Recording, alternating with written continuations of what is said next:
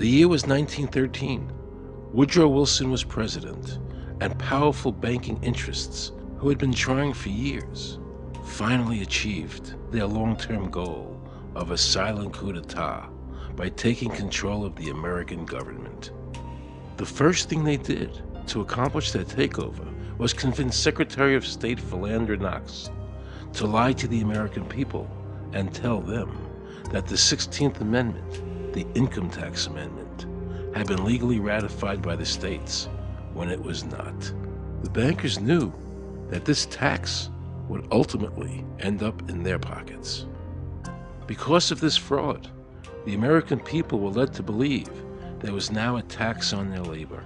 Congress and the President are completely aware of this fraud, and it was even cited in a recent court case.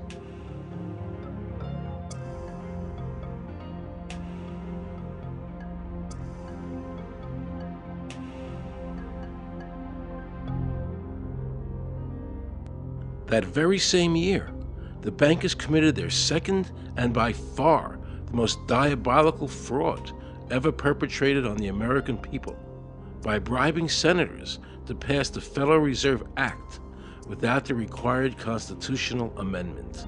All in favor, say aye. They did this during Christmas vacation, when many senators were home celebrating the holidays with their families. And that's how the unconstitutional Federal Reserve Act came into being. They were very clever, and they understood that whoever issued the money for America would control the government. The bankers won, and the American people lost, because most politicians will sell their soul for $1. And now the Federal Reserve could issue dollars legally. As Mayor Rothschild said, "Give me control of a nation's money supply, and I care not who makes its laws." He knew that he and the other bankers would now control the laws of the nation. Government gave these bankers one of its most important powers, and now had to borrow money from them and pay interest to finance the government. So the American people were forced to lower their standard of living and pay a graduated income tax to the government, just so the government could give these bankers more profits. President Woodrow Wilson, who signed the Federal Reserve Act into law, later said, in regret, "I am a most unhappy man. I have unwittingly ruined my country. A great industrial nation is now controlled by its system of credit. We are no longer a government by free opinion, no longer a government by conviction and the vote of the majority, but a government by the opinion and duress of a small group of dominant men."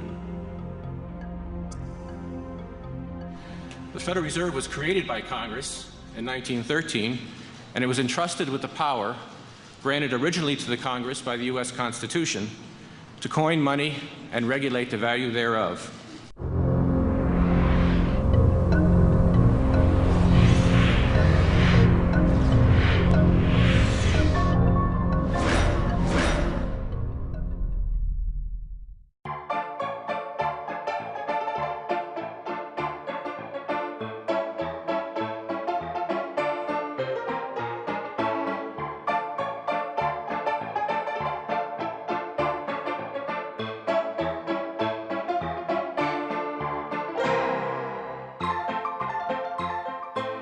What's your name?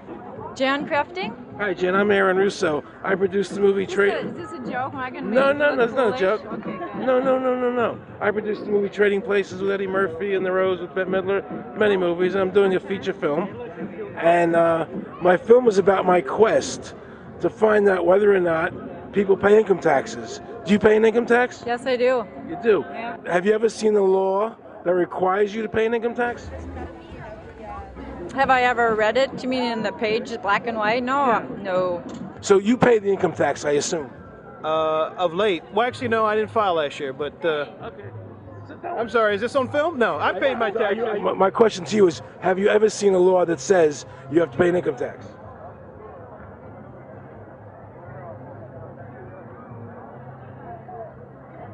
The law is that guy that wears that badge and a gun. That's the one that puts you in jail. That's the law. Actually, I can't stand the IRS.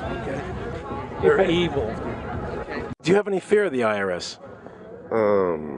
Not really, because I'm Canadian. I think it's actually unconstitutional, is what I've heard. Right. But to avoid any hassle, I pay it. If there was no law and I wasn't afraid of them coming and taking me to jail, absolutely I wouldn't pay taxes. Okay, then no, I wouldn't pay income taxes. It's a no-brainer. You wouldn't pay. I wouldn't pay it. Why would anybody? Because that's what they tell us we must do, else we're bad Americans. Would you pay it? No. Would you pay it? No. Why would you pay taxes if you don't have to? The income tax is not legal because it would be a direct tax and it is not apportioned as the Constitution demands. If it's against the Constitution, then why are we doing it?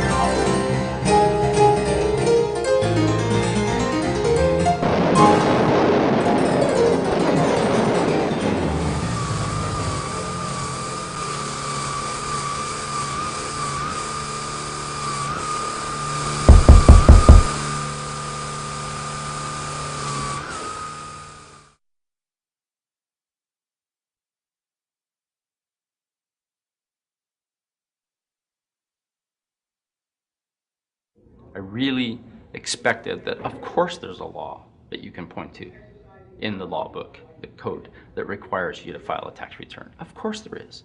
Maybe I don't know what it is right then as he was speaking to me, but sure. So naively, I agreed to go off and research it and get back to him. 3.5 months later, I was at that point where I couldn't find the statute that clearly made a person liable, at least not me and most people I know. And I had no choice in my mind except to resign. I had to leave the IRS because I presented evidence that I had accumulated indicating that the agency was violating the law and violating people's rights. And I asked the agency for a response to my sincere concerns.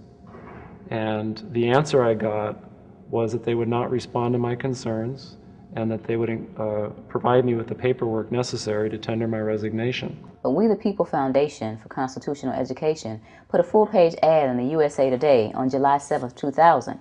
And within the body of that ad was a $50,000 challenge for anyone that could show the law. And to me, $50,000 is a lot of money. So I went after that and did the research based on the fact that I thought, let's put this baby to bed. I'm hearing all these rumors. I'm going to kill 2 birds with 1 stone. I'll answer these people's questions that are asking me, and then I'll win this $50,000. And, based on the research that I did throughout the year 2000 and that I'm still doing, I have not found that law. I've asked Congress, we've asked a lot of people in the IRS commissioners, helpers. They can't answer, because if they answer, the American people are going to know that this whole thing is a fraud. I was surprised to hear these highly trained and decorated IRS agents telling me there was no law requiring American citizens to file a 1040 or to pay an income tax on their labor.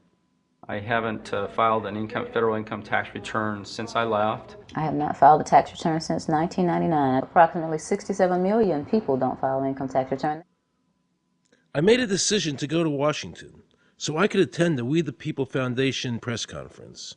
They were going to serve a class action lawsuit on the IRS, signed by over 3,000 people, because the IRS has refused to show the law that makes Americans liable to file a 1040 or to pay an income tax on their labor. I was very curious as to why the IRS refused to show the law, as it seems such a simple thing to do. Yet I was skeptical about the Foundation's claims. There had to be a law, right? I mean, we've all been told over and over and over again that we had to pay income taxes. No answers, no taxes. No answers, no taxes. No answers, no taxes. Most people believe that the income tax system is legal and that the revenue from the tax is used in the public interest. However, there is a substantial, conclusive body of evidence that proves that our income tax system represents the most pernicious form of tyranny. It is the greatest hoax ever perpetrated by government against the working men and women of America.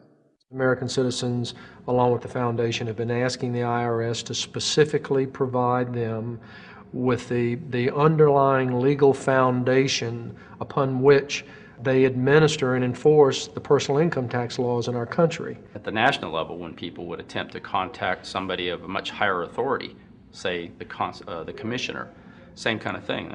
They would get answers that were in effect non-answers. There are a group of people standing outside today who assert that no law requires you to pay taxes and that you will not answer their petition to the government as to whether they're required to pay taxes. Are they required to pay taxes? I've been paying my taxes ever since I had my first job, and I think it's a fundamental construct of our nation that those of us who expect and demand the services from our government that the government provides, be they the protection of our country through the military, or be they the education of our children, or be they the protection of our environment, that we must pay for those services. So yes, I think there is a fundamental obligation, and that it's an understood and well accepted one.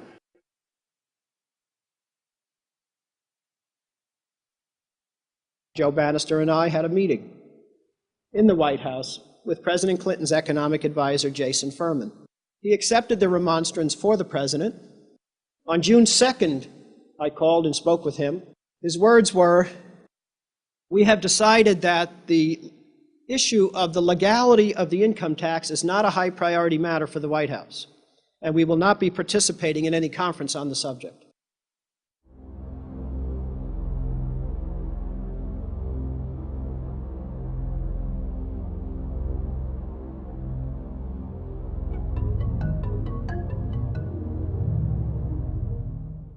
I decided not to eat until my death, or until the government agreed to send their experts to meet with the experts from the tax honesty movement. And with the help of Congressman Bartlett, a deal was made. I'm very pleased that through these several trying weeks and now months, that we have secured the agreement of the IRS and the Justice Department, because some of the questions are beyond the purview of IRS, that they will both attend a public symposium where these issues can be formally addressed. Last Thanksgiving, DOJ and IRS notified Congressman Bartlett that they would not participate. Congressman Bartlett then waited until late January. He informed me that he would not be participating. Why do you think you've been able to get away with not paying or filing your income taxes for so long? Well, first of all, I've not gotten away with anything. I'm not hiding from anyone.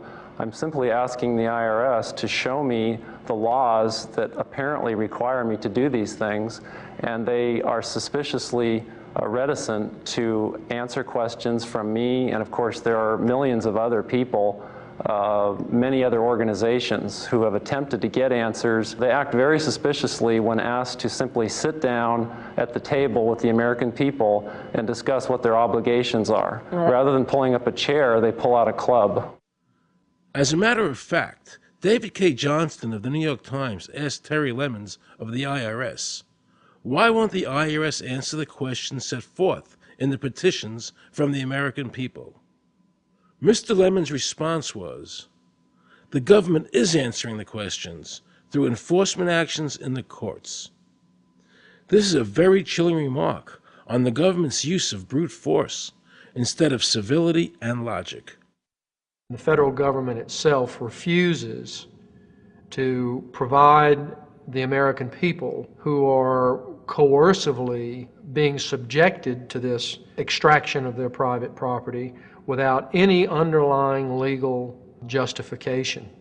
There is no law that requires the average American worker in the private sector to pay a direct, unapportioned tax on their labor in compensation for services. There is no law. The march will stop in front of the IRS building.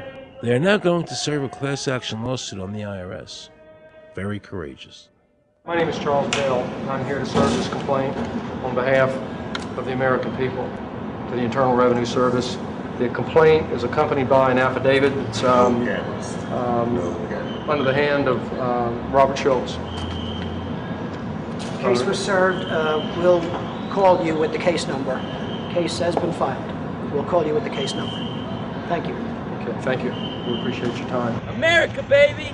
Freedom! Today, effectively, the people have said to their servant government that that our rights are not going to be any longer denied, and that we're going to have answers to our petition, our legitimate, lawful petitions for redress of grievances, which are guaranteed in the First Amendment to our Constitution. So once and for all, we will get an answer. On August 31st, 2005, federal judge Emmett Sullivan ruled, the government does not have to answer the American people's questions, even though it is guaranteed in the First Amendment. Our courts have made a decision that government does not have to show the law that it enforces. And the press never reported on this. Have we given this judge the authority to overrule the Constitution, the very foundation of American life?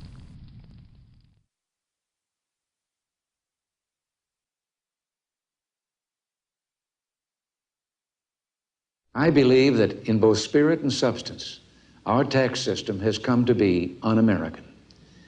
Death and taxes may be inevitable, but unjust taxes are not.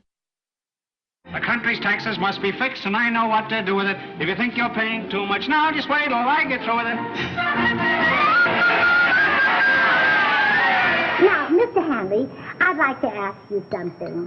What does the government do with all the money we give them in taxes? When President Reagan was elected, one of the first things that he did was appoint a blue ribbon panel of business people headed by Peter Grace, and is commonly referred to as the Grace Commission. And their job was to research all the various areas of the federal government and make a report. One of the quotes from the Grace Commission is, 100% of what is collected is absorbed solely by interest on the federal debt. All individual income tax revenues are gone before 1 nickel is spent on the services taxpayers expect from government. If we pay the salaries of the congressmen and the senators, we're supporting them, aren't we? Well, yes. Yeah. Well, then why can't we list them as dependents and deduct them? We've been brainwashed. People have been told, that you need this income tax system to fund government, which is absolutely ridiculous. I mean, my question is, well, if that's true, how did we fund government from 1776 to 1913? The main purpose of the income tax is not to raise revenue, but to redistribute wealth and to control society. A lot of people might say, well, gee, if there wasn't an income tax, what would happen to education? They don't understand that education is paid for the most part, out of state and local taxes, your property tax. People might say, well, how are we going to build and maintain our highways if there's no money coming into the government? We need our highways. There is a tax on every gallon of gasoline that people buy. Proceeds from the income tax do not pay for highway construction. The amount of money that we spend on defense is exactly equal to the amount of corporate income tax, which is quite legal and quite constitutional. I think we should not want the income tax for several reasons. One is that it is the instrument of totalitarianism. It is the means by which the government can manipulate people and put you into a condition of servitude. Every year you give the federal government a form that says, here's how all my money worked. If you lie, you could go to prison. So you're required to give them a financial statement that under, the force of law could put you in prison if it's not impeccable, right? And under the law, they're supposed to do the same. They're supposed to give you back a financial statement that says, here's what we did with your money, except you comply and they don't. In fiscal 99, the Department of Defense had 1.1 trillion of undocumentable adjustments.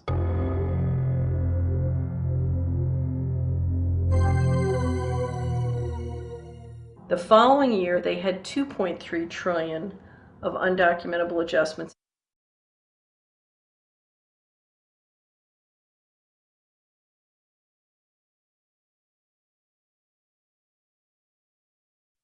I decided to call the IRS. I spoke to Anthony Burke in Media Relations. He was very nice to me, and I explained to him that I was an award-winning film producer and that I was doing a documentary on the IRS. He seemed a bit stunned by this, then explained to me that Commissioner Everson nor anybody else would go on film to discuss the income tax. But he did say he would call me back. I thanked him for that, but I couldn't help wondering, why was the government making it so difficult for people to see the law? So I decided to bring my crew down to the IRS building to see if I could find some employees to interview. And here's what happened. I said you cannot film here, that's it. Who are you to tell me I can't film here? What's the law? Just tell me where the law is that says that. Can you show me the law that says I can't film here? Is America a free country? I told him they couldn't film here, and he's asking 9 million questions. I told him that's a federal government law. Hey, I told him he couldn't film here. He's telling me he's a citizen and all that. So I couldn't film him. I'm saying, where's the law that says I can't film here? And I'm asking another question, sir. Then Homeland Security showed up, because I was such a threat to Washington. You got a driver's license? Yeah, I do. Get that away from me. After convincing Homeland Security I really wasn't Osama bin Laden, I kept wishing the IRS would allow me to interview somebody. Why wouldn't they show the law? What were they so nervous about? I began to have a frightening thought. What if it was our own government we had to be afraid of? With that disturbing thought in my mind, I went to see a group of tax experts. You can look through the statutes and look for the law that requires you to pay. And when you do that, you can't identify a law that requires the average person in America who earns a wage and works in private business to pay an income tax. The Constitution allows for two kinds of taxes. They're called direct and indirect. The federal government in the Constitution can tax almost anything, as long as it apportions the tax if it's direct.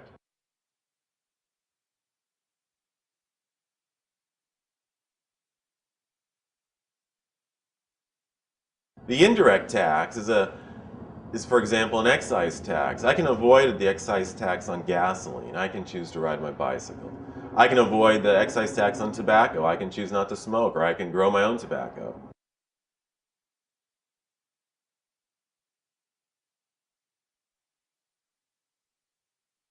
The income tax which is being applied now doesn't meet the criteria of either direct or indirect taxes.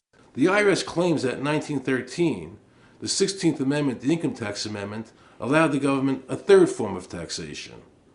What was the Supreme Court's ruling on that? The Supreme Court in the case of Stanton versus Baltic Mining. I mean, what could be clearer than this?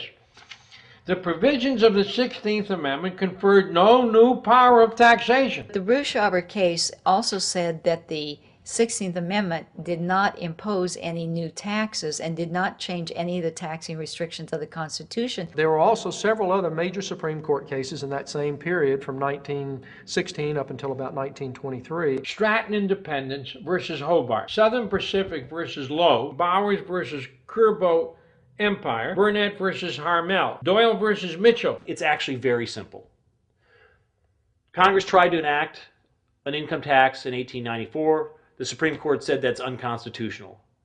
When the Supreme Court says something is unconstitutional, it's unconstitutional. They tried again in 1913, and the Supreme Court said the 16th Amendment conferred no new power of taxation. So, if they didn't have it then, and they didn't get it, they don't have it. There is no constitutional basis for a tax on the wages of Americans living and working in the 50 states of the Union. Period. End of argument.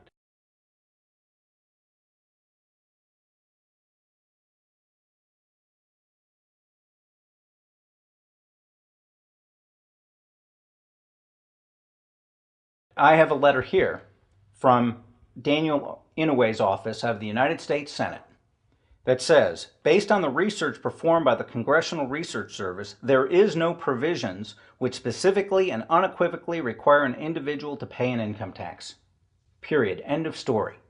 There is no law, and to date, nobody has been able to show that there is a law for the average American citizen working day in and day out to pay an income tax. The definition of income in the Constitution was given in the Eisner versus Macomber case, and it turns on gains or profits that are made from some activity. Doyle versus Mitchell, 247 U.S. 179, 1918. Here's what he said. The idea of gain or increase arising from corporate activities. In other words, it doesn't mean wages, it doesn't mean dividends, it doesn't mean alimony. It means a gain or a profit arising from corporate activity.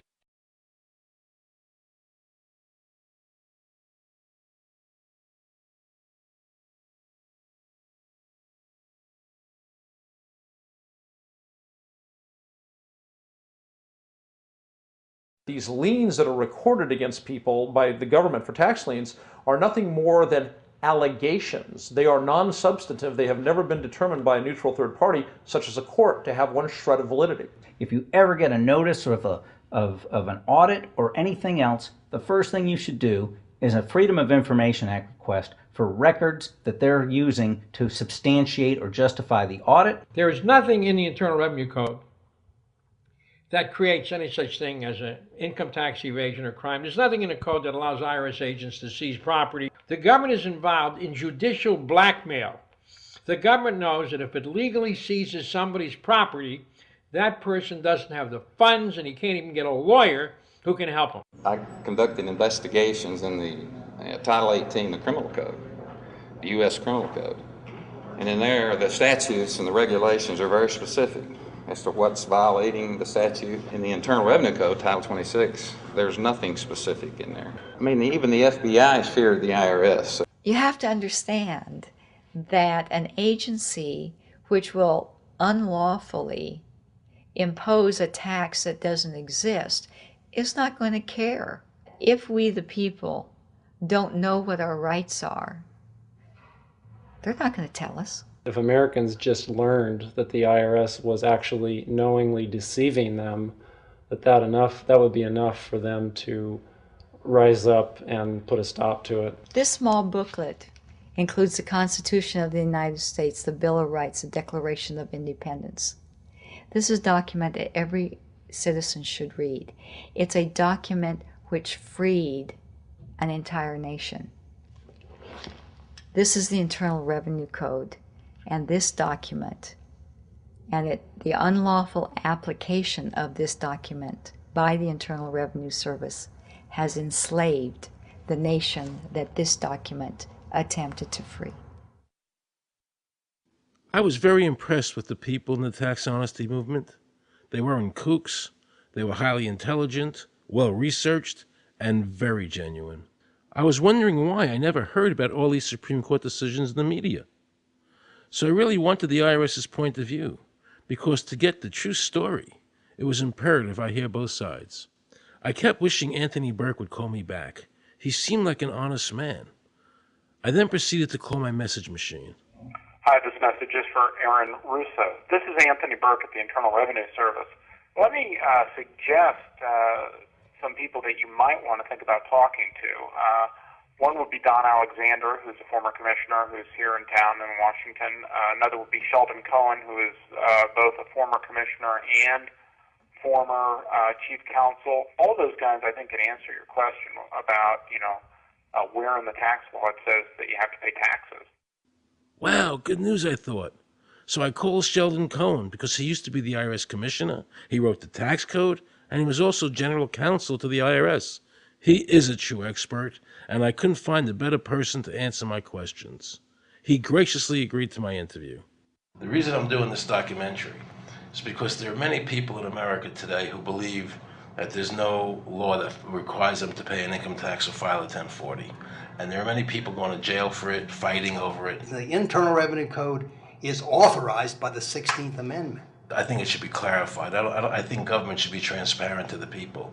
Why doesn't the IRS commissioner sit down with them and just explain it in clear English? Why? I don't think they really care. They don't think. I think they're just playing word games.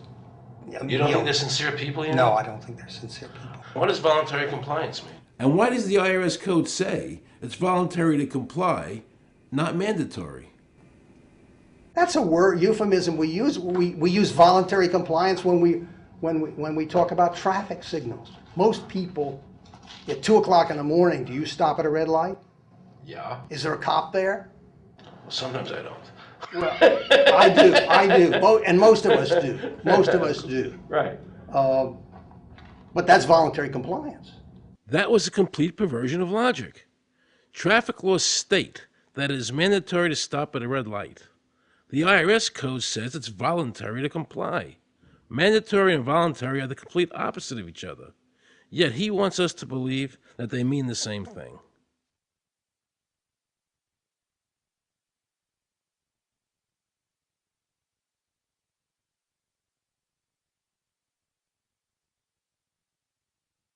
So can the government criminally prosecute somebody of information put on their 1040?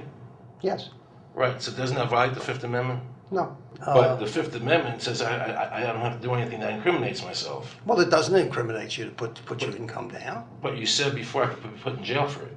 The commissioner wants us to believe that although the IRS demands that you fill out the 1040 and you can go to jail for it, that they are not violating your Fifth Amendment rights of self-incrimination. That is absurd. Isn't it true that the word income is not defined anywhere in the Internal Revenue Code?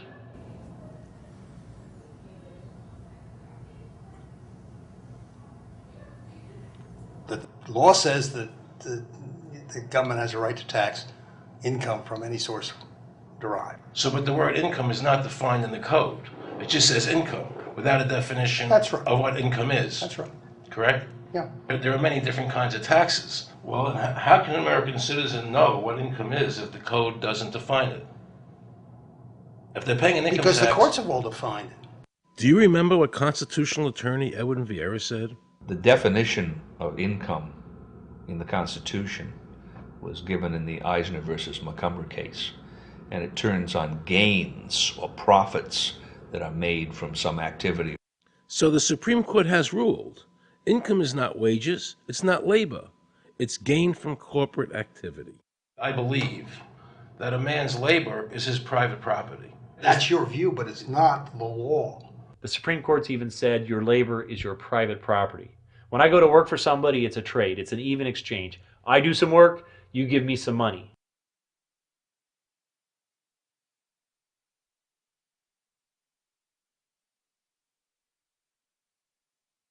In 1916, we had the Brucheva case and the Stanton case. And the Brucheva case and the Stanton case said that the 16th Amendment gave the government no new taxing power. I'm not going to argue the niceties of that with you. And it came up again in a case called Peck versus Lowe, where the Supreme Court said the 16th Amendment did not extend Congress's taxing power to any new or accepted subjects. In other words, if you weren't taxable before the 16th, you weren't taxable after the 16th. Today I interviewed a juror, who sat on a case, and they found the person not guilty for lack of filing, okay? And I asked her why they found him not guilty. And she said because the IRS couldn't show us the law that made him liable to file a 1040. All they need to do, if there is a law, is to show us the law, which of course they never did. And the reason they didn't do it was why? Because there is no law. Title 26 requires you to file a return. But doesn't Title 26 have to be in compliance with the Supreme Court decisions? You're going to take a 1920 case and superimpose it on the whole Internal Revenue Code that was written after it? No, that's not. I can't believe what I just heard. Rewind. You're going to take a 1920 case and superimpose it on the whole Internal Revenue Code that was written after it? No, that's not. Remember he said earlier the Internal Revenue Code was authorized by the 16th Amendment? The Internal Revenue Code is authorized by the 16th Amendment. Remember, the Supreme Court said the 16th Amendment did not give the government any new taxing power. These decisions have never been overturned. Let's listen further. Can the lower courts overrule the Supreme Court? No. How are they putting people in jail today for not paying a tax on their labor when the Supreme Court said they don't have to? Doesn't the IRS code have to be in compliance with the Supreme Court? That's my big Aaron, question. this is a waste of time. Well, Because whatever I say, you're not going to believe. He's right. I don't believe him. And neither should you.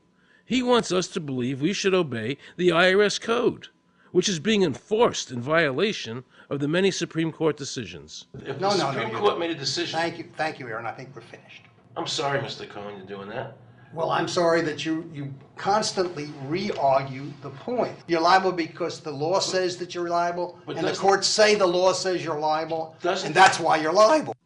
You see, he's talking about the lower courts, who are not in compliance with the Supreme Court, as they have to be. Doesn't the court have to be in compliance with the Supreme Court? The Supreme Court has so held. Where? You caught me unprepared. I'll come back. Well, I don't want to do that. But let me ask you a hypothetical question. No. You're making silly arguments here. Why is the Supreme Court decision a silly argument? Well, because it's inapplicable. That made my heart stop.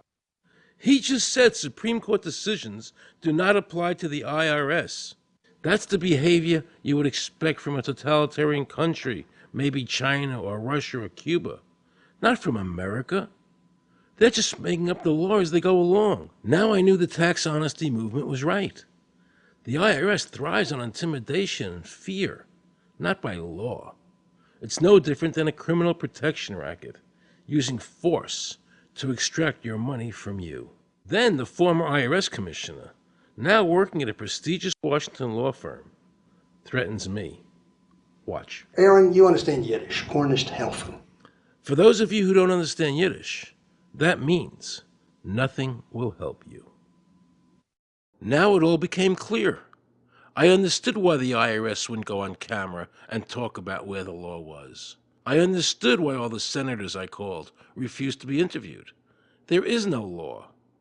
And now you know what our political leaders and the courts have known for decades and have tried to cover up. The United States Constitution strictly forbids a direct, unapportioned tax on the wages and salaries of American citizens. The United States Supreme Court has consistently ruled that the income tax is a tax on profits and gains, not on labor and wages. On behalf of the American people, I challenge the IRS to show me a statute that allows a direct, unapportioned tax on the wages and labor of the American people. And if I'm wrong, I will give my most humble apologies to the IRS. If the IRS is wrong, and there is no law, then every person who's been jailed should be let out of jail immediately, and any assets seized should be returned to their rightful owners. If this is a nation of laws and a free country, then the IRS should show the law to the American people. I felt an overwhelming need to understand why juries were finding innocent people guilty of not filing a tax return when there was no law requiring them to do so. So I went to talk to Marcy Brooks, a juror who used her common sense and did not allow the judge to railroad the jury into a guilty verdict.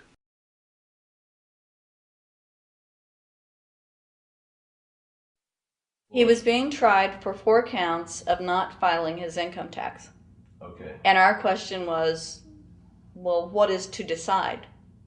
Either he did or he didn't. It never occurred to us that he might actually be innocent while at the same time not filing.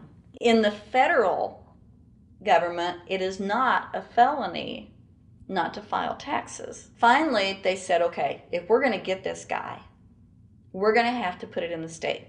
They called up the IRS agent, Agent Craner. Craner? Yeah. Robert Craner? Mm-hmm. This is Ken Doherty. He's also an investigator with the Illinois Department of Revenue.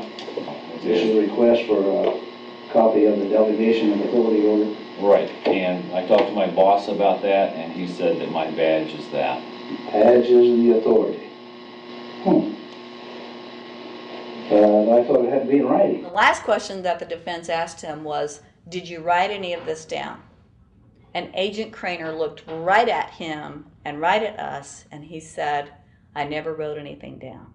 And yet when we saw the video, there he was, writing notes, you know.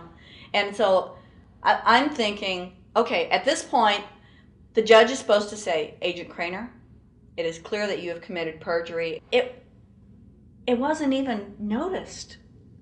It finally came to the climax. Mr. Harrell looked right at the prosecutor, and he said, "I will tell you the same thing I have told over and over again to government officials. You show me the law that requires me to file a tax return, and I'll be glad to do it." And again, I ask, under what is the requirement that you claim I'm required to do these things? And the requirement under the regulations is what section? My question to you is, what particular act are we discussing here that I am liable to do these things that you claim I'm liable to do? Your exact question would be again? Okay, what is the section that what? But I guess I'm still not understanding your question, Mr. Harrell. Well, you must be familiar with what that you have the police powers to enforce. Yes. The prosecutor absolutely ignored him. And he started slandering Mr. Harrell. Just started attacking his character. They're calling us tax cheats, they're calling us fanatics, they're calling us weirdos. I don't care what you call me, but I have one question. Where is the law? Show me the law. They can't let this turn into a rational debate, because if they do, they lose it. So they have to insult people and say it's frivolous. We felt like that there was an overall arrogance and that they were railroading Mr. Harrell and wanting us to participate. Judge Coogan, he looked right at us and he said, "I will instruct the jury according to the law." We were sent to deliberation. The judge promised us that he would give us the law. And we looked and we looked and it was not there. We wrote a note to the judge asking for a copy of the law. 10 minutes later, we get a note back. You have everything you need. But there was no law. And he had promised us. At that point, I felt betrayed. I felt like this man promised us the law, and that's what this whole thing is about, the law. We request it, and he still denies us the law. And the reason they didn't do it was why? Because there is no law. Remember, we're talking about the Illinois state law here, okay, which is a law in Illinois. So we got out that law, and we read it several times, and I said, okay, wait, you know, because they kept saying, but this is a law in Illinois. And I said, look at the beginning of it. It says, anyone required to file a federal income tax return is required to file an Illinois tax return. I said, if it is true that he's not required to file a federal return, then that nullifies the Illinois law.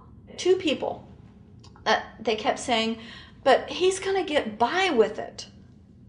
And I said, what is he getting by with but his rights? If there is no law, he's not breaking a law. He's just standing on his rights. Are we going to deny him that? That's when this one juror sat back and kind of rolled his eyes and he said, you mean we don't have to pay taxes?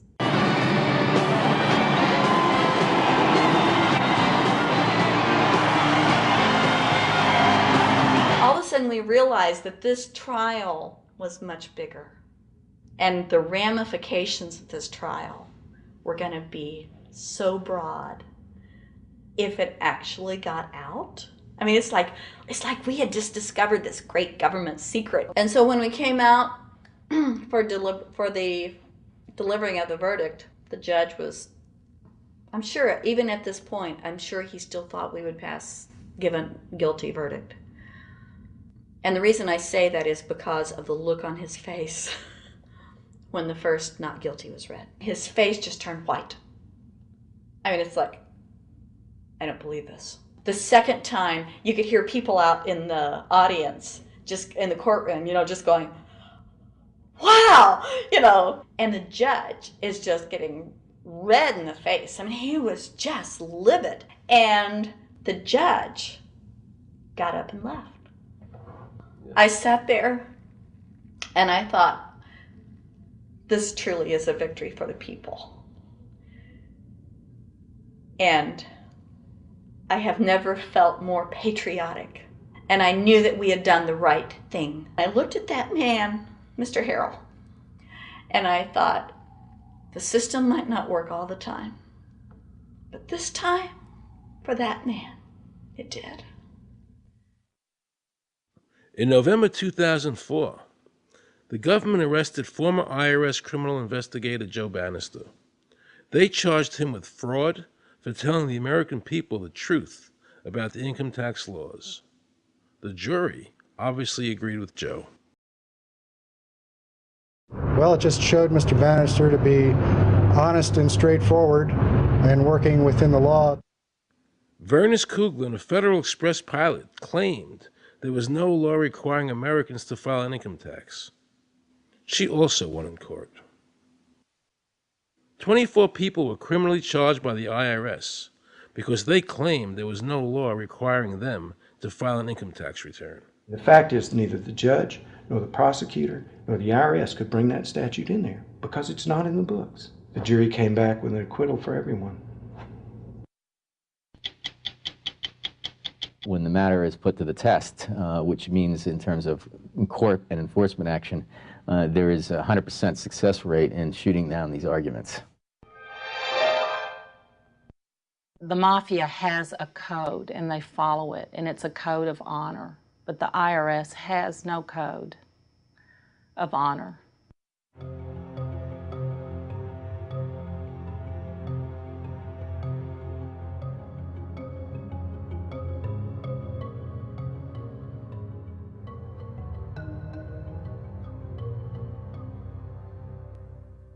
Meet Judge Dawson, a federal judge presiding over the Irwin Schiff tax case, who denied Irwin the ability to prove to a jury that there was no law requiring Americans to file an income tax return. He denied Irwin the right to prove to a jury there was no law by stating, "I will not allow the law in my courtroom." But the judge made sure the government never had to show the law as written by telling the jury, "You must follow the law as I give it to you." Nobody can know what the law is, because the law is what the judges say the law is. The lower courts today will not allow people, especially in tax cases, to bring in Supreme Court decisions as their evidence.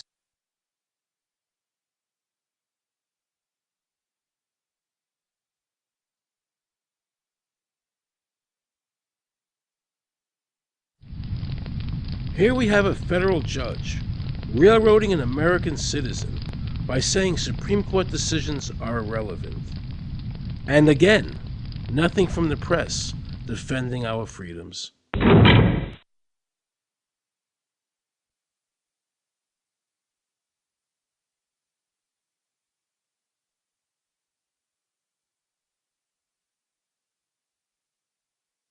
So if you ever find yourself as a juror on a tax case, be sure to ask the judge to show you the statute written by Congress that allows the government to tax the wages of the American people.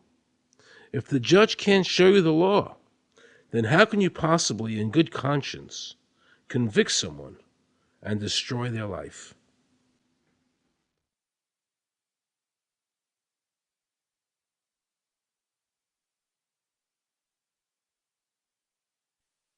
Let's see how the IRS treated one of America's greatest heroes, and someone I cherished as a child. Joe Louis was an American icon. Victorious in his first 27 fights, the Brown Bomber quickly rose to heavyweight champion of the world.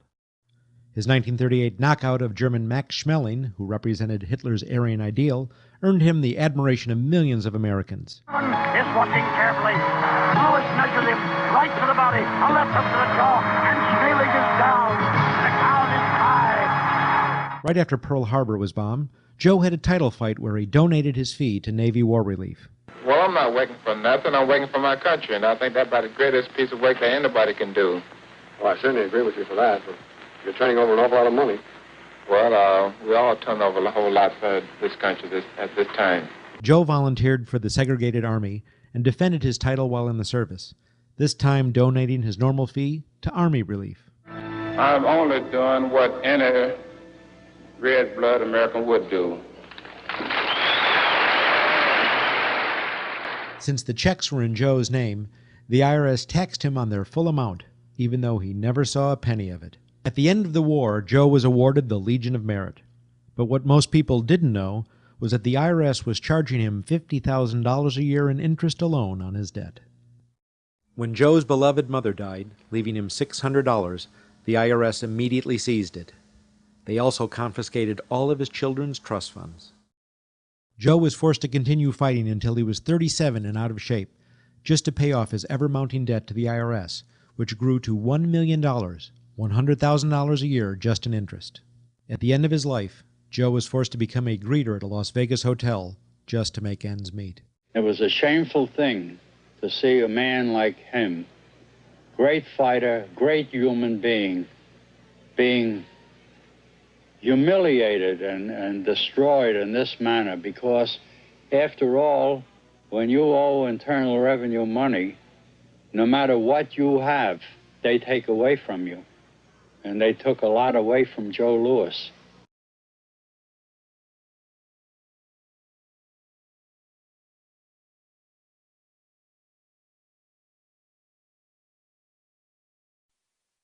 I made a decision to drive to Virginia Beach from Washington because I had heard stories about two law-abiding families who had been brutalized by the IRS. They were falsely accused by their bookkeeper of being drug smugglers and tax cheats. And incredibly to me, without any investigation, the IRS proceeded to raid their place of business and their homes, even though they had done absolutely nothing wrong. On Saturday morning, 4 different raiding parties proceeded to raid 4 locations on a Saturday, the day before Easter.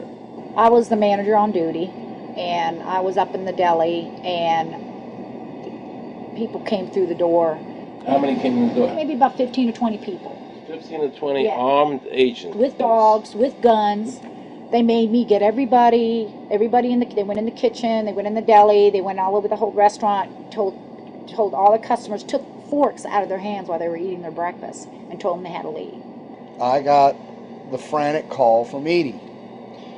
And she said, something wrong. So anyway, I jump out of bed and I immediately run to the shower. I'm in the shower, and the next thing I know, I hear my son yelling, "Dad!" I went like this, and boom, I'm slammed against the door and I fall down with a gun in my head. And they're like, "Where's Scotty Miller?" And I'm like, "Dad!" That's all I'm doing is yelling. I'm scared, frightened to death. And then the next thing I hear is Mr. Miller, the shower curtain is jerked back. I got a gun pointed at my head. Hold it right there. The screams from the little girls who were at a pajama party with my daughter. There was 4 little girls there with my daughter. Of course, mayhem. There were about 3 men in my bedroom with huge guns. He followed us and wanted to watch us get dressed, and I tried to shut the door, and he puts his foot in the door, like he's going to sit there and watch us change our clothes. And I was like, excuse me, no. My neighbors now are all standing out. Were you still naked? Well, they handed me a towel at that point. I had a towel wrapped around me. Did the towel fit? No, hardly. Hardly. At this point, they were talking about weapons, and, and I mean, it's crazy. I mean, they're looking everywhere, going through all my drawers. And I reached for my underwear drawer to get some underwear. They said, "Don't touch anything." Boom. They're locking their guns up. They said, "Hold it right there. Don't move around. Don't move. And I'm going, whoa. I said, "I'd just like to get some underwear on here, I said, I got women standing here. They keep everything. How did you conduct your business if the IRS took everything? We had to do it out of a shoebox so we could keep going because we requested these things, and I'm told that the government's really not, once they do raid and so forth, they're supposed to at least let you, until you're charged with something, continue your business. This wasn't the case. They kept everything. So you were never even charged? Absolutely not. Charged with what? And when you speak IRS, the whole world shrivels up. The whole world gets fearful to a point where let's not talk about it. I testified in front of Congress. I would like to know why this dark entity known as the IRS has come into my life and refused to leave. I raised my children with a zero tolerance for dishonesty. And now they must hear allegations that I am a major drug dealer and a tax cheat? A lot of people out there being abused, and a lot of people saying, look, I'll pay it. Just go away. Just go away. When all that happened, we had to file bankruptcy. We've had cars taken away from us, kept my daughter from going to college. Do they ever think about the lives that they just destroyed? They think about the ruination of homes and property? No. In this case, we would have never thought this could happen to us. We've never done anything wrong. How can this happen in America when, in my case, personally, I thought that I was doing everything right? I've served my country. I've been to college. At least I've done something in my life. I got a speeding ticket one time. I paid my taxes for 40, 50 years, whatever it was. I've never been audited. What happened here? I had this really uncomfortable feeling in the pit of my stomach as I was thinking to myself, how did America transform itself from being a truly free country with a servant government where our individual rights were protected by our Constitution to being a country that talked about being free but really wasn't? The change started when the Federal Reserve came into existence and America adopted one of the major planks of the Communist Manifesto by bringing to America this central bank. The very same people that backed the Federal Reserve System also backed the graduated income tax, a second plank from the Communist Manifesto. Do you know that the Federal Reserve is a private bank and not a government agency? No, I wasn't aware of that. It's a private bank? That would scare me quite a bit. What if you learned that the Federal Reserve makes money off the taxes you pay? How would you feel about that? Angry. Like I'm feeling right now. I would feel cheated by my government. I'd be angry. It kind of sucks. They're pretty much in control of everything. I decided to drive back to Washington to see Dr. Ron Paul. He had been a congressman for over 20 years. I had met him previously in 1998 when I was running for governor of Nevada, and I knew him to be an honest and sincere man, and I thought he'd be very helpful in letting me know what the future holds for the American people. Who owns the Federal Reserve? It's secret, and we can't find out what's happening.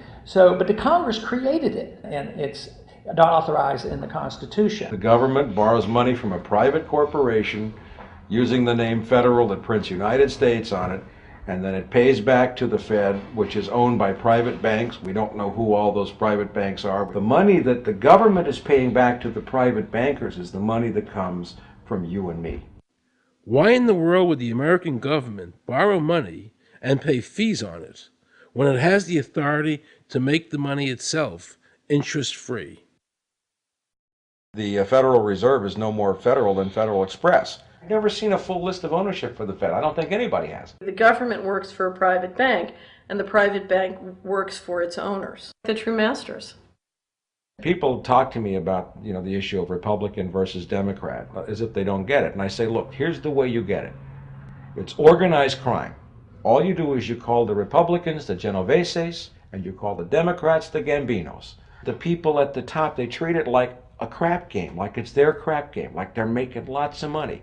Occasionally, somebody at the table shoots each other, but the moment anything threatens their crap game, they all unite to protect it.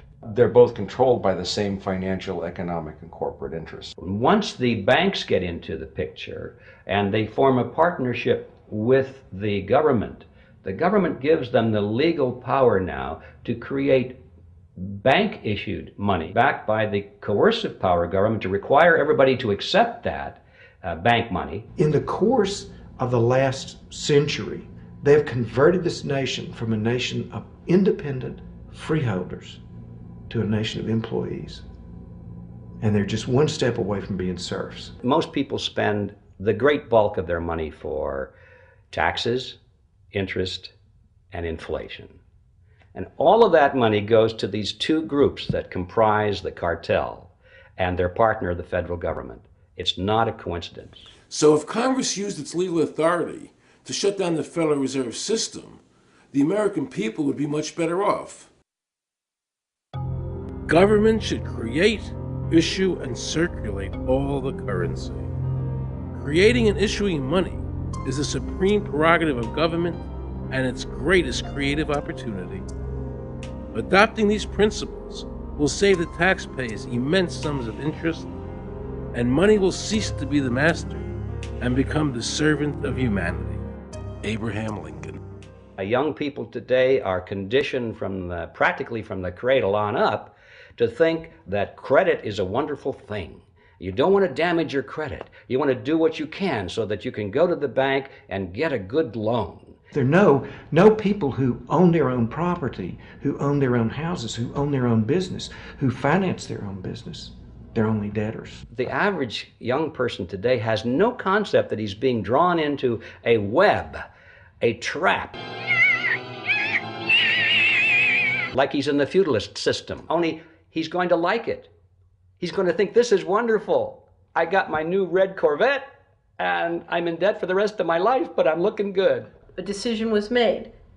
Let's get all the debt up, let's move the jobs abroad, and instead of re-engineering your skills, we're going to dumb down America, and so the middle class will disappear. Really what most of the people in this country have become is food for the debt machine. When a person borrows money, it puts a noose around their neck and makes them servant to the lender, which is exactly what the Federal Reserve System is designed to do. And now our Congress, so dominated by the banks, is helping them to entrap people even further by passing new bankruptcy laws, making it more difficult for the people to declare bankruptcy and get a fresh start, while at the same time allowing the banks to charge very high rates of interest. This is the way the Democrats and Republicans, working with the banks, legally enslave the nation. Credit card industry is a huge political contributor. And unfortunately, a certain number of...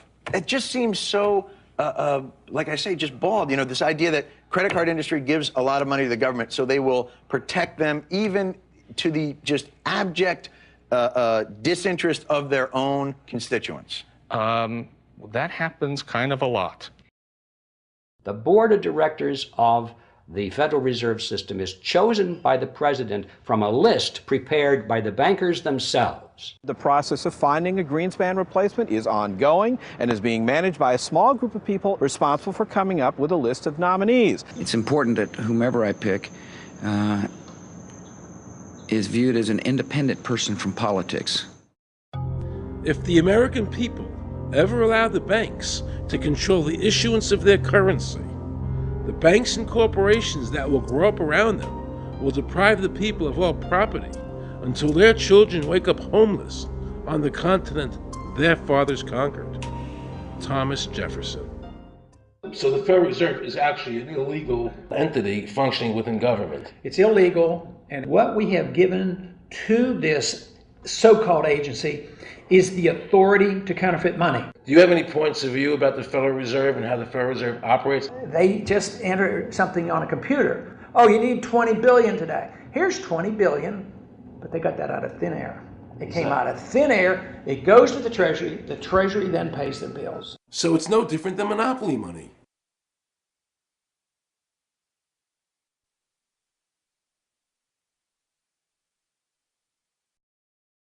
The cost of living is so high today because the Federal Reserve and the federal government have destroyed the purchasing power of the dollar. The dollar today is actually worth about 4 cents, despite the fact that the government, the Federal Reserve, and the media keep telling us that they're protecting the value of the dollar. This is a lie. All countries who have ever attempted to create money on thin air, the currency is eventually destroyed.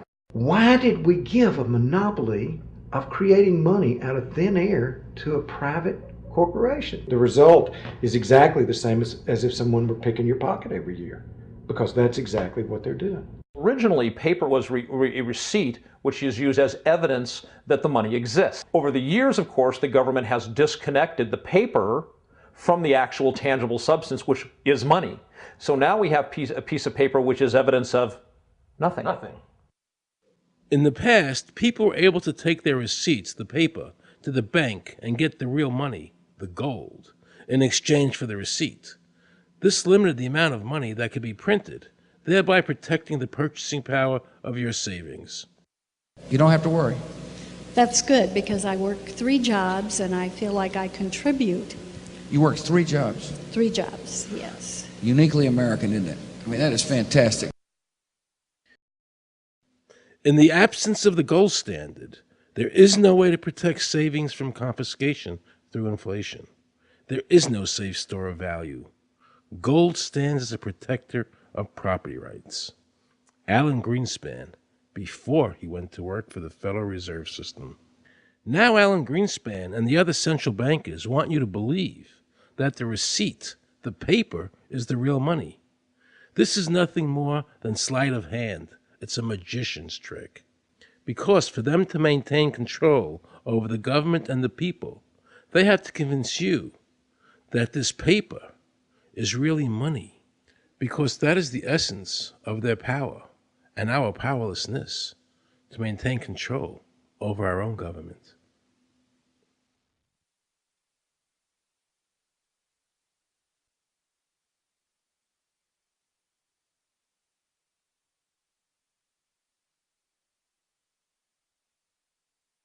What happened to the gold in Fort Knox? Nobody really knows. When I served on the Gold Commission, I asked them to really, do another audit. I remember it was 15-2. They said, we don't need to audit the gold. It's supposed to be the American people's gold. And so we would like an accounting to tell the American people what is there. I've been told that the Federal Reserve has taken control of the gold as collateral for the dollars they print. They list gold on their balance sheet. How could the Federal Reserve, this private bank, list gold on the balance sheet? They claim they're holding that for the Treasury. So that puts private bankers in control of the American gold. They could have taken all of America's wealth.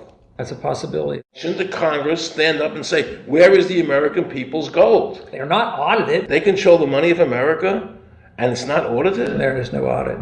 Wait a second, doesn't the Federal Reserve work underneath the Congress? Congress ignores their responsibility to do any oversight. The president really has no control, nor does the Congress have any control over this cartel. It just has the appearance of control. In the final analysis, the Federal Reserve bankers, with the help of the Democrats and Republicans in Congress, have swindled the American people. They have taken the true wealth of America, the gold, and given us a piece of paper in return. And again, not a word from the press. These frauds are going to continue until Congress is no longer intimidated by the Federal Reserve bankers, and Congress uses their legal authority to shut down the Federal Reserve System and to stop this loss of our freedoms. Is there a law that requires people to file a 1040? Not explicitly, but it's certainly implied. Well, implied by force. Yeah. But is there a law? I can't cite a law, no, I cannot. But, if they think it's the law and they have all the guns, it's an authoritarian approach. Well, yeah, but that's authoritarianism. Yeah. That's not a country run by law. Do you think America is going deeper and deeper into becoming a police state? And if so, in what ways do you see that as a congressman? Yeah, I think we're moving in that direction because there's not much we can do without permission. The absence of a police state is that people are free, and if you don't commit crimes, you can do what you want. But today, you can't open up a business, you can't develop land, you can hardly do anything. You can't go to the bank, you can't go to the doctor without the government knowing what you're doing. And they talk about medical privacy, that's gone. Financial privacy, that's gone. The right to own property, that's essentially gone. So you have to get permission from the government from almost everything. And if that is the definition of a police state, that you can't do anything unless the government gives you permission, we're well on our way. This is something that people eventually, I hope, will get sick and tired of and say, enough is enough. I sincerely believe the banking institutions having the issuing power of money are more dangerous to liberty than standing armies. Thomas Jefferson. You must understand the Federal Reserve is a cartel made up of the major banks in America, and they are the ones that are running the show, not the federal government.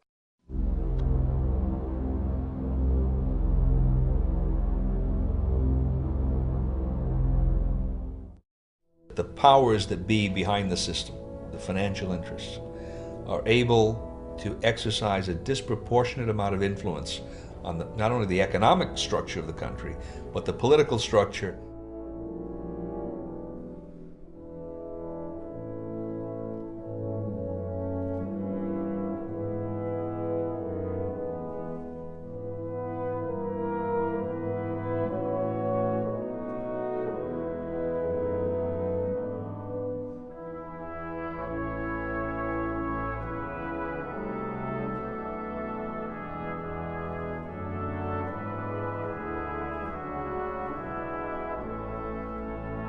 This would be like the ultimate reaching of government into our personal health lives, which would be unbelievable. And not even our government, some, bureaucratic, diffuse, multinational, secretive government.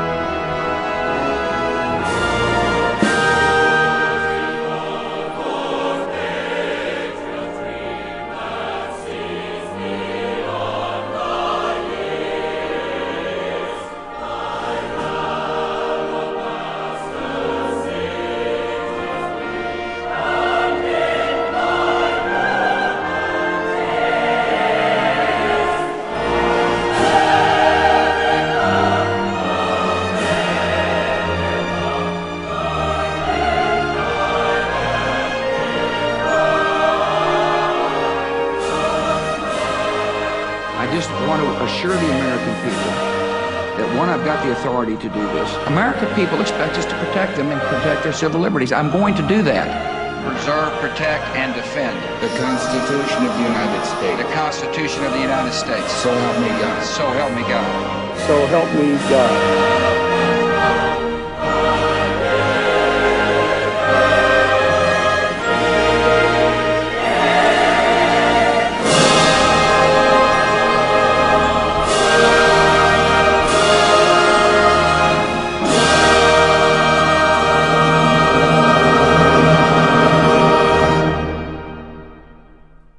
What happens if your own government is using more force and more coercion on its own citizens for the purpose of achieving its political ends? Is that government engaged in terrorism?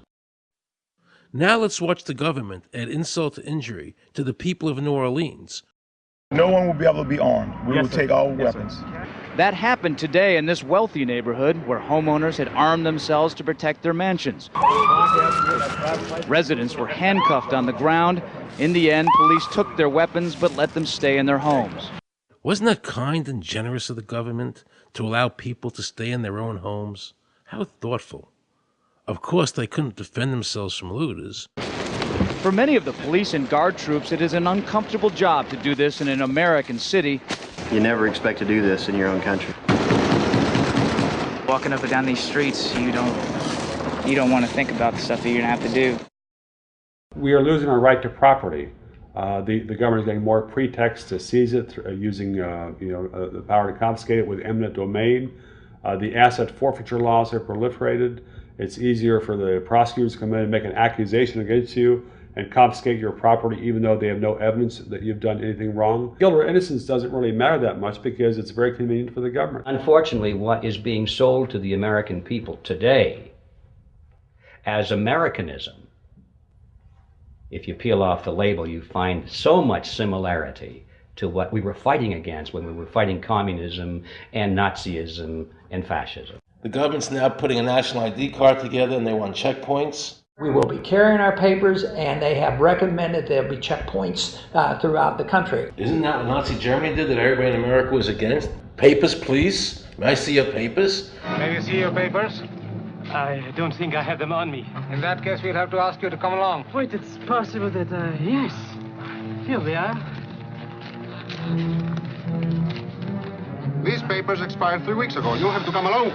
Halt!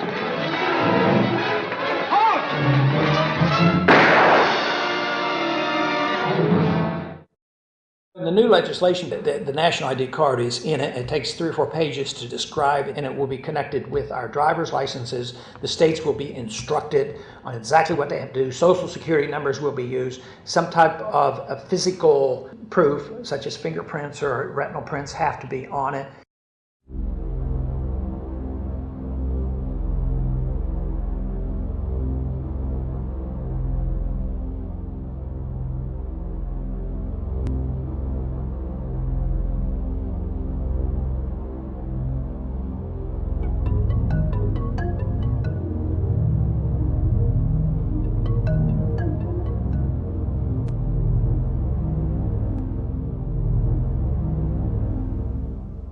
It is time to wake up, America. These ID cards are not about defeating terrorism, but they are all about controlling the American people. I arranged an interview with Catherine Albrecht, a leading authority on the RFID chip. Her book entitled Spy Chips is the definitive book on this subject. I wanted to find out just how dangerous these chips are to our liberties.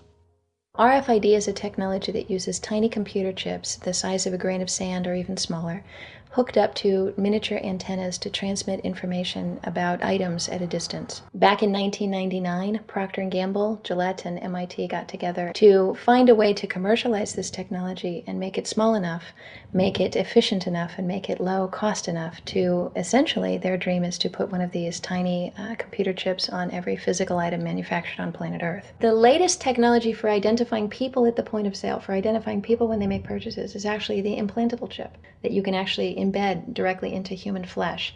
It's a tiny glass capsule about the size of a grain of rice. It contains an RFID computer chip with a coiled antenna, and it can transmit information also at a distance.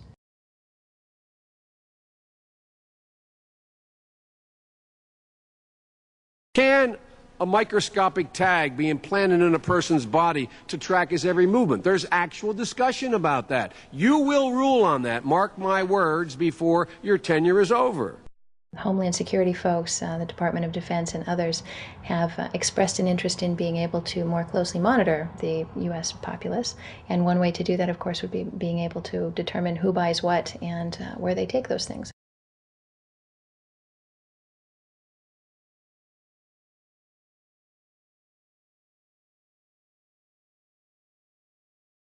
Radio waves can travel through walls, they can travel through wood, they can travel through the things we normally rely on to protect our privacy. For example, your purse, your backpack, your pocket, anything you're wearing or carrying. Kraft Philadelphia cream cheese has been tagged with RFID and sold to consumers, as have Mach 3 razor products and other Gillette razor products, without the knowledge of the consumer. One of the tiny chips could actually even be the dot on the letter I on the back of the fine print on a package that you purchased. They were talking about having reader devices in every airport, on every bus, on every train, on every port, on every dock. One of the most worrisome applications of RFID are proposals to put them into cash, meaning that you would be able to track every banknote, where it had been, who it had been issued to, and create, in essence, an audit trail. That would essentially take away the anonymity of cash that we now enjoy today. The ATM machine itself, as the money came through the roller device, would be reading each number, and they would know who you are because, of course, you identify yourself at the bank before you take money out. And down the road, when you go to pay at a major retailer, it would also be possible for them, as they're putting the money into the cash drawer, to simply feed it through a little reader device. It would go in, it would tag that number and transfer possession from Aaron Russo, say, to Walmart. Once everything you do is tied down to a single number and there is no longer the ability to pay with cash, then all it takes to render you a non-citizen is to simply turn that chip off. You will no longer be able to really participate in any function in society, including buy food. So through the implementation of the Federal Reserve System, the American citizen has gone from being a private individual who had real money, gold, in his possession that was private, to a citizen who has no privacy because all money is now being digitized. They can deduct whatever amount of money they want out of your digits whenever they want. They can trace you whenever they want. You'll be at their mercy. God forbid we allow this to happen in America. This is absolutely Orwellian. I mean, it's talking about Big Brother looking over your shoulder at absolutely everything you do, every purchase you make, every place you go, every company you interact with. All of that would be reported back potentially to the government.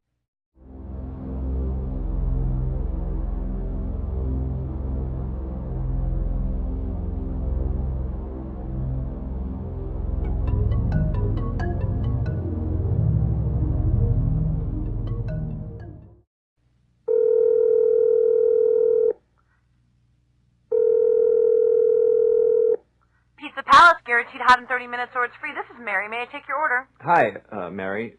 Yes, I'd like to order. Is this Mr. Kelly? Yes. Thank you for calling again, sir. I show your national identification number is 610-204-999-8-45-54610. Is that correct? Yes. Thank you, Mr. Kelly. I see you live at 736 Montrose Court, but you're calling from your cell phone. Are you at home? I'm just leaving work, but I'm... Oh, we can deliver to Bob's Auto Supply. That's at 175 Lincoln Avenue, yes? No, I'm on my way home. How do you know all this stuff? We just got wired into the system, sir. Oh, well, I'd like to order a couple of your double meat special pizzas. Sure thing. There'll be a new $20 charge for those, sir. What do you mean? Sir, the system shows me that your medical records indicate that you have high blood pressure and extremely high cholesterol. Luckily, we have a new agreement with your national health care provider that allows us to sell you double meat pies as long as you agree to waive all future claims of liability. What? Do you agree, sir? You can sign the form when we deliver, but there is a charge for processing. The total is $67 even. $67? Well, that includes the delivery surcharge of $15 to cover the added risk to our driver of traveling through an orange zone. I live in an orange zone? Now you do. Looks like there was another robbery on Montrose yesterday. You could save $48 if you ordered our special Sprout Submarine Combo and picked it up yourself. Comes with tofu sticks. Those are very tasty, sir. Good value, too. But I want double meat. Well, I'm sure you can afford the $67 then. You just bought those tickets to Hawaii. They weren't cheap, eh? Oh, but I see you checked out the budget beach bum at the library last week. Up to you, sir. All right. I'll get the Sprout subs. Good choice, sir. Gotta watch that waist if you're hitting the beach, eh? 42 inches. Wow. Man, I'd say tofu and sprouts is, like, required. That's how much? Just between you and me, there's a $3 off coupon in this month's Total Men's Fitness magazine. Your wife Betty subscribes to that, right? Anyhow, clip that and it's $19.99 even. Whoa, looks like you maxed out on all your credit cards. Bring cash, okay? Have we become so controlled and so ignorant about our rights that big institutions and big government can do whatever they want with us, even without our approval? I knew for certain the Founding Fathers would resist to the death what is happening in America today. And I, for one, will not accept a national ID card. And if nobody accepts a national ID card, and nobody can board a plane without one, then let the airlines go bankrupt. And if you can't open a bank account in a big money center bank, then open an account in a small local bank. And if we can't walk into a federal building, I personally would consider that a blessing. Don't allow these institutions to dictate to us how we conduct our lives. This is America, and we have free choice. We the people have all the power, not the government. Government gets its power from us, not the other way around. Think of all the men and women who died in all our wars, fighting for freedom, not Federal Reserve bankers. Do you think they sacrificed their lives so that Americans can be chipped like a dog? So we could all have a homing device inside us? No. This ID card is the last step before they implant us. And that's precisely the reason nobody should accept one. And do you know what they're going to do? They're going to call on the propaganda machine, the media, and try and sell this as if it were in everybody's best interest. We're working on a product that we have called internally a PLD. PLD stands for Personal Locating Device, which is an implantable GPS for which our company owns a patent. The hybrid of the two of these products, being Digital Angel and Verichip is what we call PLD. PLD should be in prototype form by the end of this year, by December of 2002, and we are already working with the Food and Drug Administration as well as legislative agencies with these products and ultimately with the PLD.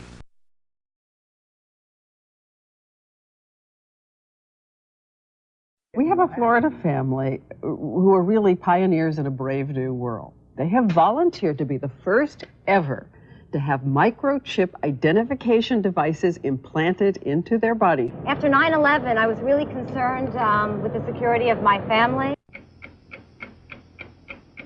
I wouldn't mind having something planted permanently in my arm that would identify me. Talk about identification papers. Watch what happens to a woman in Florida whose license was suspended. Get out of the car or I'm going to tase you. The next street off the sequence.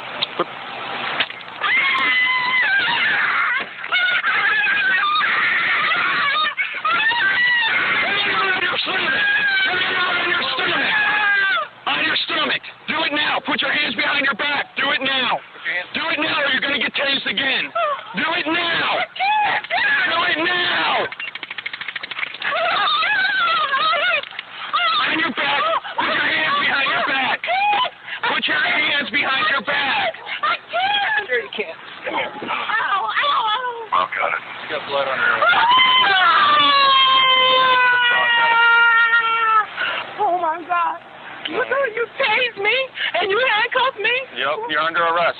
For what reason? Your license is suspended. All the power is in the people.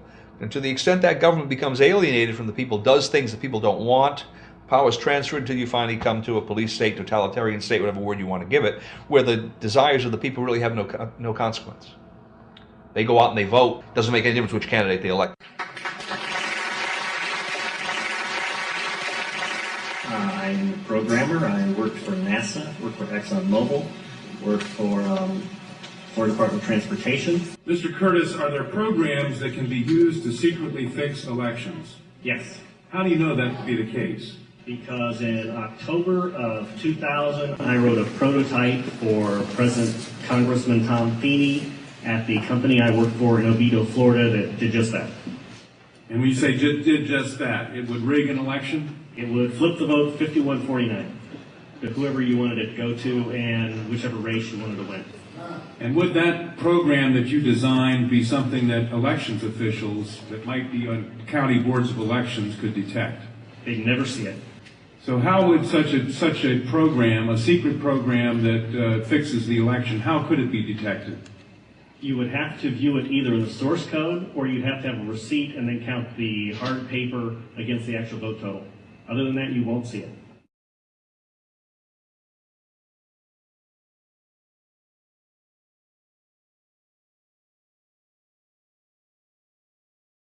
Given the availability of such vote rigging software and the testimony that has been given under oath of substantial statistical anomalies and gross differences between exit polling data and the actual tabulated results, do you have an opinion whether or not the Ohio election, presidential election, was hacked? Yes, I would say it was. So in other words, there's absolutely no assurance whatsoever in anything with regard to these machines? Absolutely none.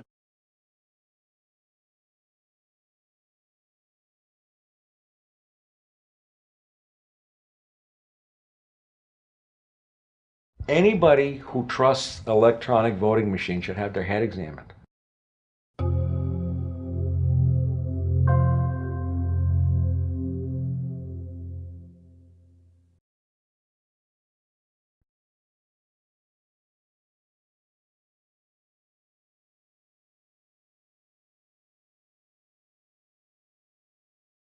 Now we can see a new world coming into view. A world in which there is the very real prospect of a new world order. The New World Order will be built, an end run on national sovereignty, eroding it piece by piece, will accomplish much more than the old-fashioned frontal assault.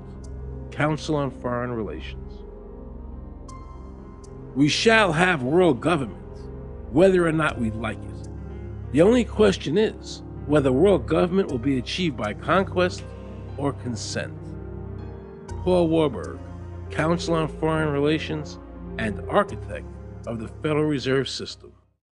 There's a group that get together internationally and they sort of play God with our money. You think that's part of what George Bush said was the one world order? They can't have a new world order only with a world police, military. Right. I think the financial system ultimately is even more important than the guns. The central bankers of the world are working together to create a one world government, a global police state as sinister as anything George Orwell ever wrote about, where every person on the planet Earth will have an RFID chip implanted, where the bankers and the governments can monitor every transaction you make. A chip in everybody would be the universal monetary system par excellence, because there'd be no escape from it, and you'd be totally under the control of those who issue the electronic impulses in that chip. Their strategies are being accomplished through the World Trade Organization, the International Monetary Fund, and the Bank for International Settlements, which is the central bank for all the central banks of the world. Most people don't have a clue that these unelected private bankers actually control the governments of the world. They have financed and profited from every war since World War I without concern for humanity. The war in Iraq is an attempt by the Federal Reserve and their partner, the Bank of England, to control the Middle East and to make it a part of the New World Order. To defend the New World Order, U.S. soldiers will have to kill and die. Arthur Schlesinger, Counselor on Foreign Relations. Military men are just dumb, stupid animals to be used as pawns in foreign policy. Henry Kissinger, Counsel on Foreign Relations. Now let's listen to this quote by Robert Reich, a member of President Clinton's cabinet and one of his most trusted advisors. The dirty little secret is that both houses of Congress are irrelevant. America's domestic policy is now being run by Alan Greenspan and the Federal Reserve. America's foreign policy is now being run by the International Monetary Fund. When the president decides to go to war, he no longer needs a declaration of war from Congress. Dr. Carol Quigley, professor from Georgetown University, who was also President Clinton's mentor, said in his book, Tragedy and Hope, the powers of financial capitalism had a far-reaching aim, nothing less than to create a world system of financial control in private hands, able to dominate the political system of each country and the economy of the world as a whole. And then President Clinton's Deputy Secretary of State, Strobe Talbot, said, in the next century, nations as we know it will be obsolete. All states will recognize a single global authority. All these supposed free trade agreements, NAFTA, GATT, CAFTA, are truly nothing more than the governments of the world and the central banks working together to create a one-world government. They are not free trade.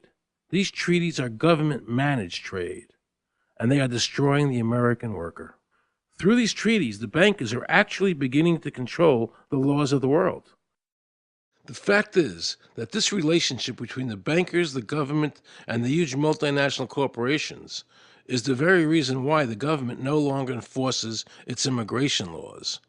The bankers want a one-world government without borders, and the American government is obeying them. If the government was so worried about terrorism, why are they leaving the borders open, but at the same time telling American citizens they need an ID card with an RFID chip?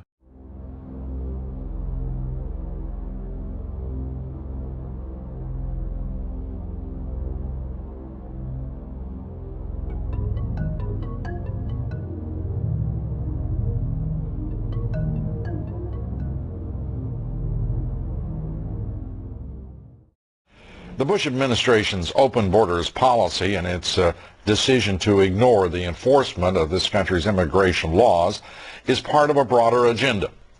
President Bush signed a formal agreement that will end the United States as we know it, and he took the step without approval from either the U.S. Congress or the people of the United States? Bill Tucker reports.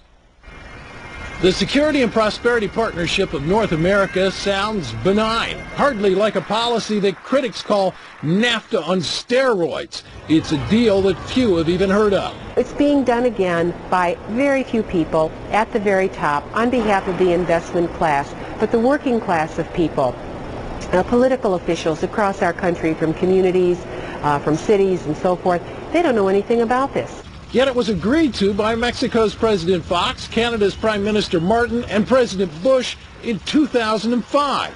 Administration officials counter their critics by saying everything about SPP is on the White House website. And they say the partnership is not a treaty, but more of an outline of priorities between the United States, Mexico, and Canada. Still, some wonder why there haven't been public discussions about the goals being pursued. You know, I was asked the other day about whether or not I really thought the American people had the stomach to stand up and stop this nonsense, this direction from a group of elites in absolute contravention of our law, of our Constitution, every national value. And I hope, I pray that I'm right when I said yes. But this is beyond belief. Look what happened in Europe. The people that voted down the European Constitution wanting each country to stay sovereign. Yet the private central bankers are pushing the governments forward to make this Constitution happen, even though the people voted against it and clearly do not want a world government nor one European government.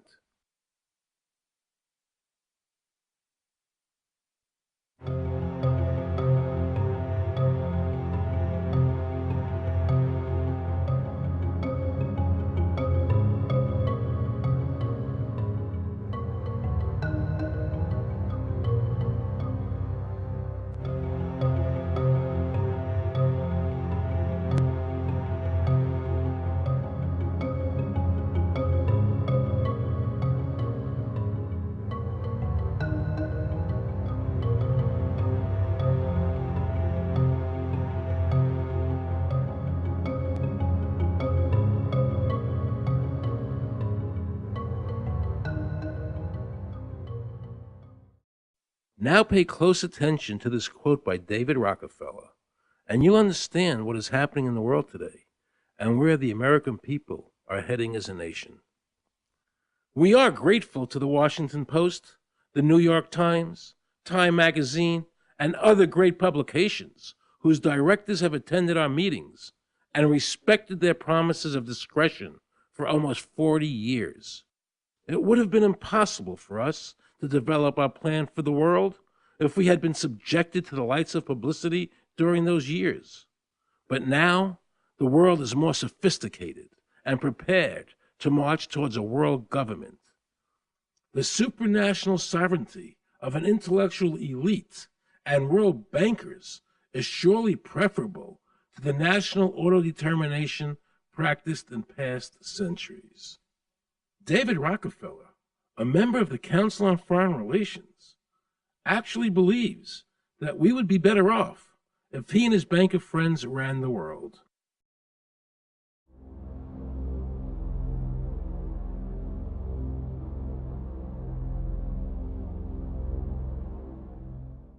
Benito Mussolini had a great quote about fascism. He said that fascism should be called corporatism more properly because it's the perfect merger of power between the corporation and the state. That's how he defined fascism. And that's what we're seeing here. The media controls the information that a person gets. In various ways, they can make sure that the average American watching the tube or reading the newspaper is going to come out with a certain mindset. He's going to say, this is good, that's bad, and that's all they have to do. You look at the ownership of corporate media in this country. Who owns CBS? Viacom? Who owns NBC? GE? Who owns ABC? Disney? Americans have been taught to expect their salvation from government instead of recognizing government as the most dangerous threat they'll face in their lives. And the United States putting together a constitution now for Iraq. You know, why don't we just give them ours? I mean, think about it. It served us well for over 200 years, and we don't appear to be using it anymore, so what the hell?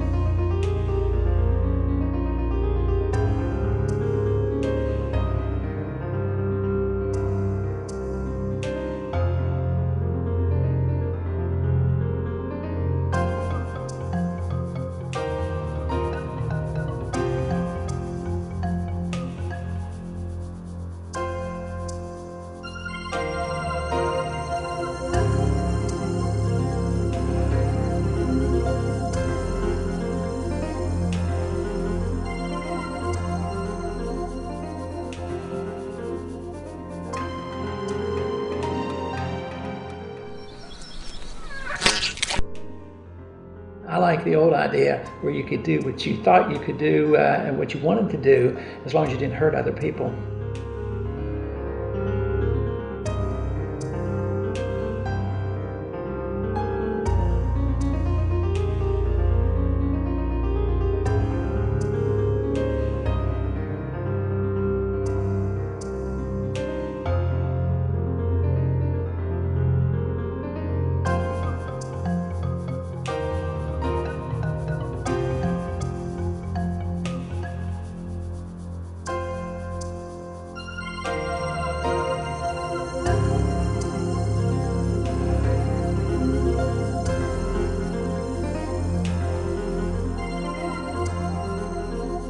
I think that the ultimate choice that's being presented to mankind is that it's time to either evolve or perish. Grow up or die. Become adults. Act like adults. Take some responsibility.